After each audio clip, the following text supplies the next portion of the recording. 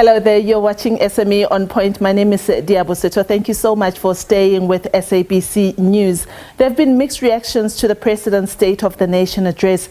President Cyril Ramaphosa says government will continue to position the economy to grow and compete in a fast-changing world and to support small businesses. However, he was short on details of how this would be achieved. He further said new regulations to reform the visa system were published this week, which will make it easier to attract the skills that the economy needs and also create a dynamic ecosystem for innovation and entrepreneurship.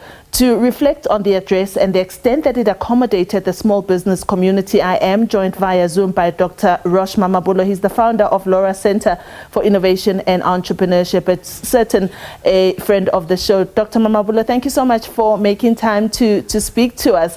I felt that very little was said with regards to the participation or the support of entrepreneurship, fall short of just what supporting of the visa system and to support the economy to grow so that it supports the small business SME. However, very little was said. In fact, just those two statements were the only statements that were said.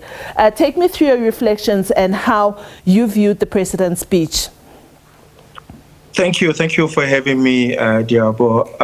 It's quite an interesting speech, a bit difficult on the details, like you said.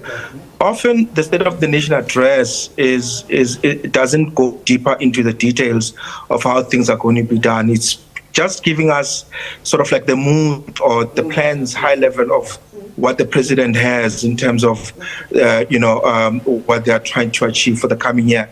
It's a very difficult State of the Nation address because it's an election year.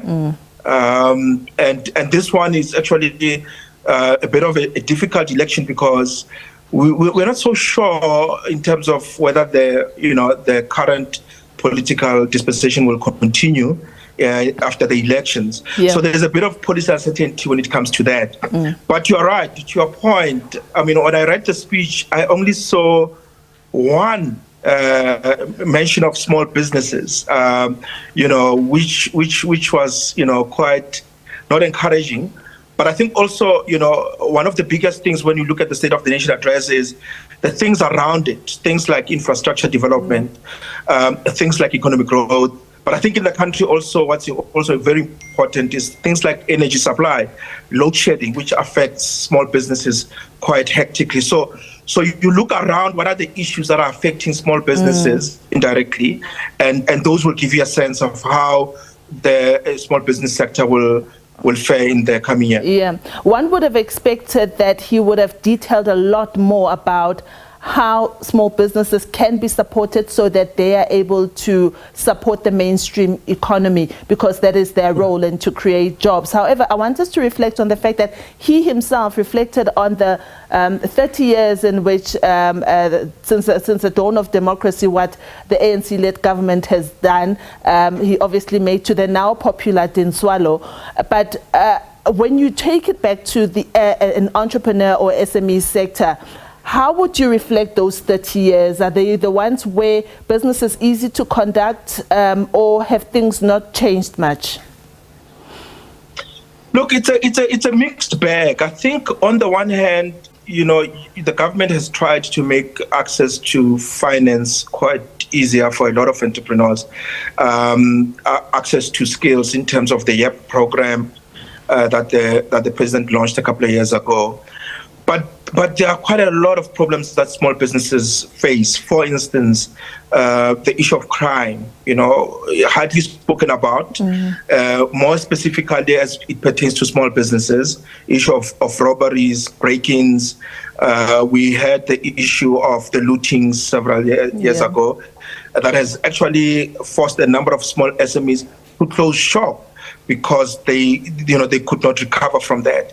So there's issue of crime, cartels, in townships where, they take over construction cartels, they take over projects that are meant for small businesses. So the challenges are many, load shedding, as I've mentioned also. Yeah. You have a situation where SMEs are now forced to close early, they are forced to reduce their productivity because they're unable to meet demand and they can't afford generators. So there's quite a lot of challenges that have actually made it very difficult for small businesses to grow. I mean, COVID did not help. It sort of also pushed a number of small businesses to close shop.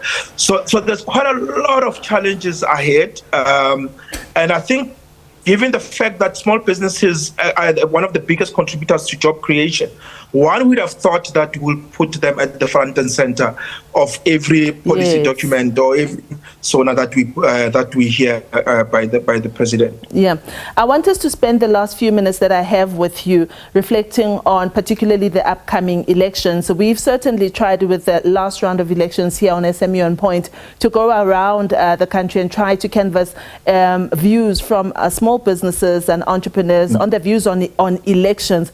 And what I did gather is that many really try not to align themselves with anything that is politics, even though it is very important, because the voice of an entrepreneur, the voice of a small business owner is very important in shaping policy and decisions that will govern how they work.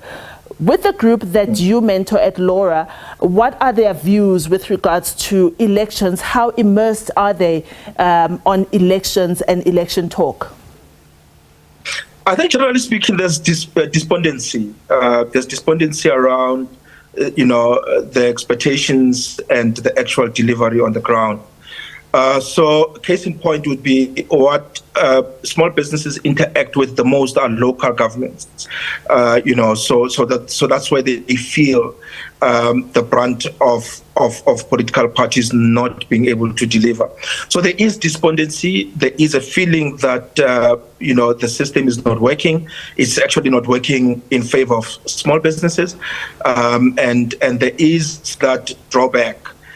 And which then makes it very difficult for entrepreneurs to have quite an impact in their communities, because they feel that they're not being heard. They feel that their frustrations. A simple case in point would be bylaws. Yeah. So you have a situation where you have street vendors and street hawkers who are operating in town trying to make a living, but some of the bylaws that have been enacted by the municipalities make it very difficult for street hawkers to operate. So you find that their goods are being confiscated by the Metro Police, but also the facilities to operate in town for vendors are not conducive. There are no abolition facilities for them to operate. So they find that they're on their own. And what even makes it difficult is with the new, there's expectation that there's going to be coalition governments. And also we have seen that coalition governments in the country have not really matured that much to a point where we can have stability in terms of policy. So there's also that to say we are not happy with what we are saying. We don't feel we are being heard. But as a result, we don't even know those who are coming, because what we have seen with coalition governments is that there's been a change of guard every second, third month. So you're not so sure who's in power. So there is that uncertainty and there's frustration, obviously, from small businesses. And as a result, like most people in the country, they have resigned themselves from elections. But it's important that they participate so that they are able to have a say in what needs to be happening in their environment. Yeah. Dr. Rashma Mabulo, the founder of Laura Center for Innovation and Entrepreneurship, thank you.